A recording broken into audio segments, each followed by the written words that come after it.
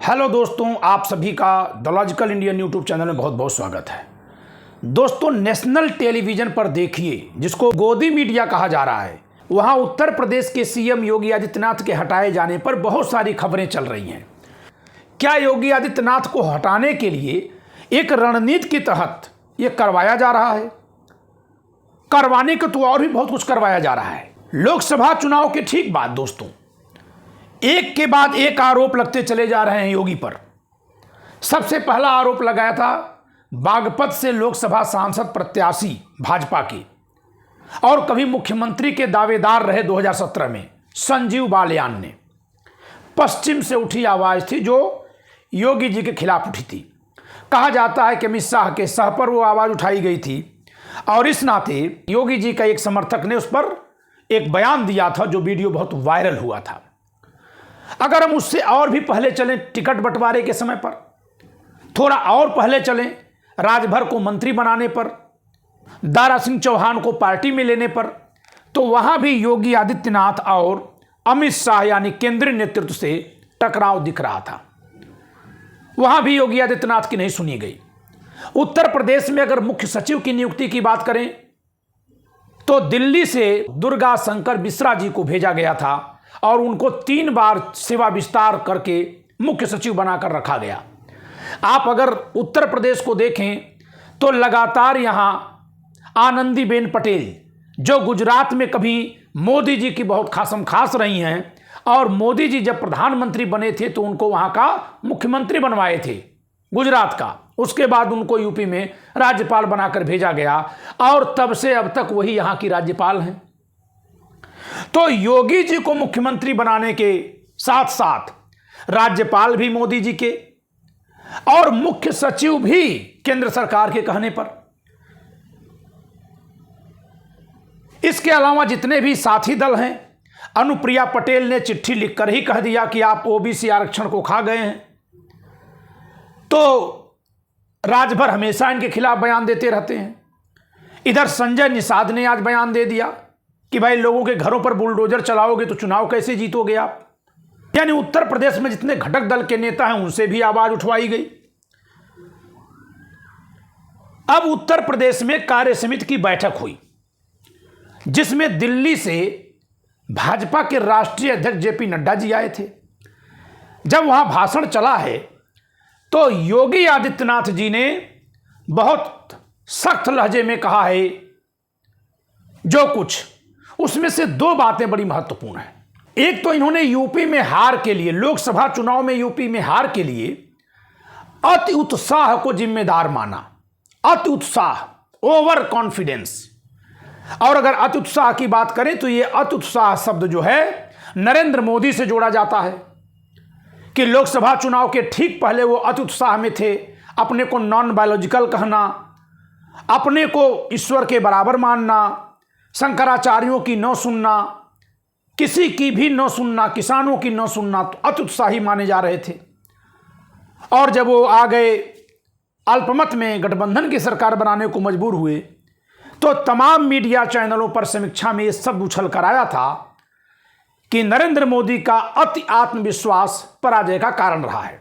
उसी शब्द को योगी आदित्यनाथ जी ने दोहरा दिया है कि लोकसभा चुनाव में जो बीजेपी के हाल हुए हैं वो अति आत्मविश्वास का परिणाम है। और ये कहते हुए इन्होंने एक तरह से लोकसभा चुनाव में हार के लिए सीधे नरेंद्र मोदी को जिम्मेदार ठहरा दिए। इसके अलावा 2 और बातें, एक बात और एक एक्शन। अगली बात जो है कि इन्होंने भाषण में 2017 से बल्कि 2014 से चुनावों को गिनवाया। 2014, 2017, 2019, 2022, फिर तमाम उपचुनाव, जिला पंचायत के चुनाव, नगर पंचायत के चुनाव, जिला परिषदों के चुनाव, नगर पालिकाओं के चुनाव, नगर निगमों के चुनाव, सभी चुनावों को गिनवाया योगी जी ने। लेकिन 2024 के लोकसभा चुनाव का जिक्र इन्होंने नहीं किया। और यही नहीं, चुनाव जीतने के लिए इन्होंने कहीं भी मोदी जी का उल्लेख नहीं किया। इन्होंने यही कहा है कि कमल के फूल पर लोग जीतेंगे।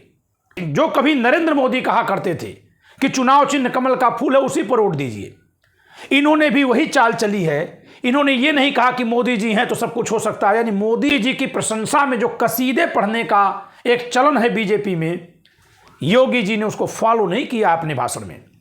इन्होंने मोदी के नाम को लगभग साइड कर दिया है और कार्यकर्ताओं में जोश भरते हुए कहा है कि बीजेपी के कार्यकर्ताओं को अभी से लग जाना है अगर 2027 का चुनाव जीतना है तो इसका मतलब है कि एक तरफ योगी आदित्यनाथ जहां अति आत्मविश्वास को लोकसभा चुनाव हारने के कारण के रूप में रेखांकित करके मोदी जी को सीधे जिम्मेदार ठहरा रहे हैं, वहीं कार्यकर्ताओं को कमल का फूल लेकर आगे बढ़ने की बात कह करके मोदी के नेतृत्व में 2027 के चुनाव में लड़े जाने को इनकार कर रहे हैं।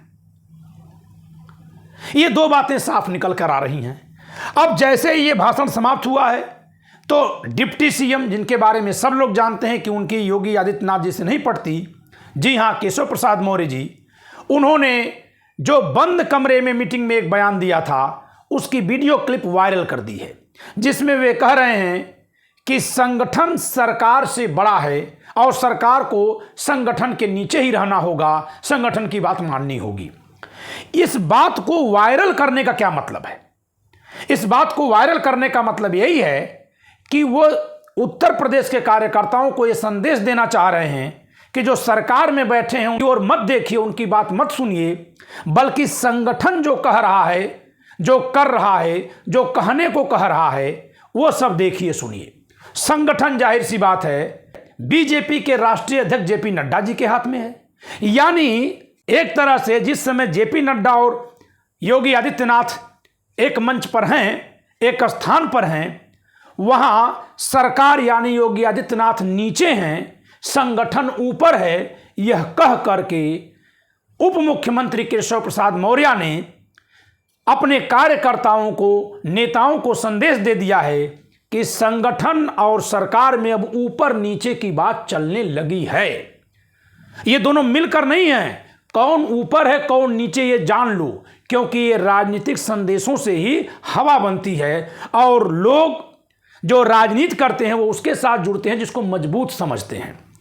तो एक तरह से कहा जाए तो केशव प्रसाद मौर्य ने खुलासा कर दिया कि योगी सरकार से संगठन की छिड़ गई है, भिड़ गई है, ठन गई है और इसमें संगठन भारी है, भारी पड़ रहा है, भारी पड़ेगा और कार्यकर्ता इस इशारे को समझ लें।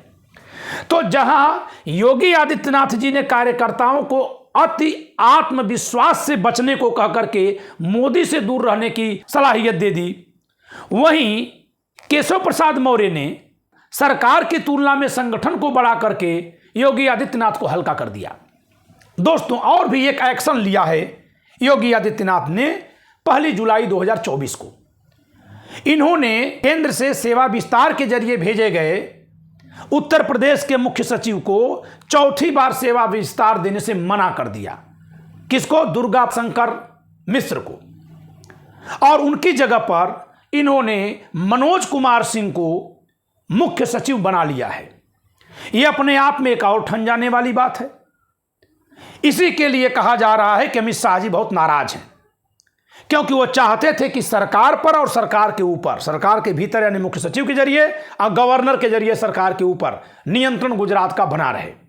लेकिन ऐसा होने से इनकार कर दिया योगी आदित्यनाथ जी ने मनोज कुमार सिंह को अपना मुख्य सचिव बनाकर। और तब से इन पर बौछार लांछनों की होती जा रही है। जौनपुर के बदलापुर से विधायक रमेश चंद्र मिश्र ने यह कह दिया है कि जिस तरह से सरकार चल रही है 2027 का चुनाव जीतना मुश्किल है। तो प्रतापगढ़ से एक नेता मोती सिंह ने कह दिया कि उन्होंने अपने 40 वर्षों के राजनीतिक जीवन में इतनी करप्टेड कोई सरकार नहीं देखी है। अभी देवेंद्र प्रताप सिंह जो एमएलसी हैं गोरखपुर अयोध्या क्षेत्र से, उन्होंने बयान दे दिया कि प्राइमरी की शिक्षकों को जो डिजिटल हाजिरी लगाने के लिए विवश किया जा रहा है वो बिल्कुल गलत है और ये सरकार का एक उल्टा काम है, एक तरह से फरमान है, तानाशाही फरमान है। तो हर तरफ से अपने को घिरता देख योगी ने अपने स्वभाव के अनुसार कठोरता वाला रुख अपनाने की तरफ कदम बढ़ा दिया है और इन्होंने अपने भाषण से दिल्ली को ये सुना दिया है कि अगर आप हमको छेड़ेंगे, तो एक लाइन में इन्होंने कहा है कि अगर इस सरकार को कुछ हुआ तो जिला और तहसील और ब्लॉक और गांव तक इसका असर पड़ेगा। कहने को तो वो बात जिला पंचायत चुनाव और नगर पालिकाओं चुनाव के बहाने से कह रहे थे, लेकिन राजनीतिक बयानों में जो शब्द बोले जाते हैं उनके अर्थ उन शब्दों से कहीं अलग होते हैं। तो एक तरह से योगी जी ने अपने 3 बातों से, एक मुख्य सचिव की नियुक्ति करके, दूसरा अति उत्साह को जिम्मेदार ठहरा करके और कमल के फूल पर वोट मांगने की बात कह करके मोदी को नकार करके, और तीसरा सरकार को खतरा होने पर जिला गांव तहसील तक असर पड़ने की बात कह करके अपना तीखा तेवर दिखा दिया है। फिर भी ऐसा लगता है कि जो उत्तर प्रदेश में विधानसभा के उपचुनाव होने वाले हैं, उनके परिणाम आने के बाद भाजपा का शीर्ष नेतृत्व उत्तर प्रदेश की सरकार बदल देगा। क्योंकि दोस्तों, अगर शीर्ष नेतृत्व सरकार बदलने पर आ जाए तो सरकार बदलना उनके लिए बाएं हाथ का खेल है। क्योंकि योगी आदित्यनाथ की लोकप्रियता इस तरह की नहीं है कि इनको सब लोग मुख्यमंत्री के रूप में पसंद करें, और यही कारण है कि इनकी घेराबंदी पहले क्षेत्रीय घटक दलों से कराई गई, खासकर ओबीसी नेताओं से कराई गई, फिर अपने भीतर के सवर्ण नेताओं से कराई गई, जिसमें रमेश चंद्र मिश्रा और मोती सिंह, जिनका नाम है राजेंद्र प्रताप सिंह, और देवेंद्र प्रताप सिंह से करवाई जा रही है। तो इस तरह से जो घेराबंदी कराई जा रही है, ऐसे में सरकार से अगर हटाने की बात सोच लेगी दिल्ली सरकार, जो सोच रखी है, बस अमली जामा कब पहनाया जाए, कब उसको अमल में लाया जाए, यही देखना बाकी है। तो उत्तर प्रदेश में सरकार का बदलना अब निश्चित दिखाई दे रहा है। दोस्तों, इस वीडियो में इतना ही। वीडियो पसंद आए तो लाइक करिएगा, शेयर करिएगा, चैनल सब्सक्राइब न क्यों सब्सक्राइब करिएगा। जय संविधान।